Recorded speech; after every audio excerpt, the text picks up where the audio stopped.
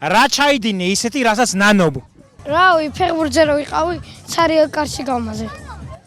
ცარიელკარში გამაზე? არა უშავს, ეგ დიდ ფეხბურთელებსაც მოსულიათ რო იცოდე და ეგ არ არის გულდასაწყოდი, კარგი? შემდეგში გაიტან. არა უშავს. მოვიტყვე და დედაჩემს ვთხარი, გოლი გავიტანე მეთქი. რატო ნანობ რომ მოიტყვე? მინდოდა მეთქო, გოლი გავიტანე მეთქი. და ესე იგი გაწუხებს ეს ტყუილი რო თქვი, გაწუხებს ხლა? როგორ შეგძნება? თუდითან. ცუდი, ხო აღარ მოიტყუები? არა. აი რა ჩაიდინე ბოლოს ესეთი, რასაც ნანობ რო ჩაიდინე და ეს არ უნდა მექნაო ფიქრობ. ვარჯიში შევედი და არა და ცუდი მასწავლებელი იყო ძალიან.